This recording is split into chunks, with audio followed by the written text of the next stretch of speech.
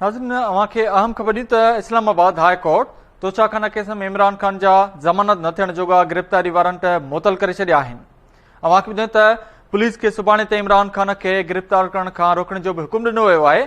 इमरान खान अमन अमान बहाली खे यकीनी बणाए सेशन कोर्ट कहिड़ो फ़ैसिलो ॾिनो, चीफ जस्टिस रिमार्क्स में ॼाणायो आहे। अवां खे ॿुधायूं त ख्वाजा हारिस चयो त सेशन कोर्ट चयो आहे त लाहौर में जेके वाक़िया थिया आहिनि उन्हनि में वारंट रद्द नथा करे सघजनि। असां इमरान खान जे पेशी जे लाइ सिक्योरिटी इंतज़ाम करण जी दरख़्वास्त ॾिनी आहे, जंहिं ते चीफ जस्टिस चयो त इमरान खान यकीनी बणाए त अदालत में पेशी वक़्तु अमन अमान जो मसइलो पैदा न थिए। अवां खे अपडेट कयूं त Islamabad high court Toshakhana case में इमरान खान जा ज़मानत न थियण जोगा वारंट मुअतल करे छॾिया आहिनि। इन हवाले सां वधीक तफ़सीलनि लाइ असां सां लाइन ते मौजूद आहे केटी न्यूज़ जो रिपोर्टर इब्राहिम कुंभर। जी इब्राहिम, अपडेट कजो।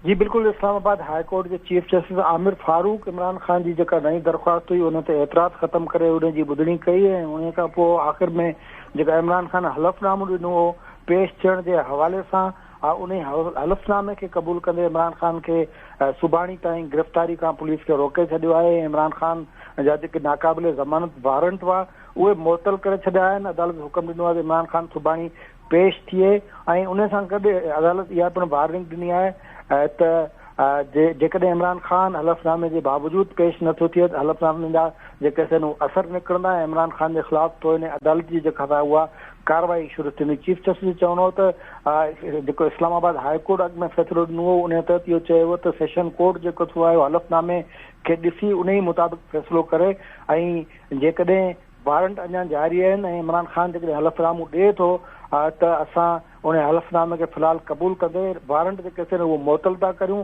सुभाणे ताईं पुलिस जेका इमरान खान खे गिरफ़्तार न करे, जेकॾहिं सुभाणे इमरान खान अदालत में पेश नथो थिए ॿी सूरत में तो इन अदालत जी कार्रवाई थींदी।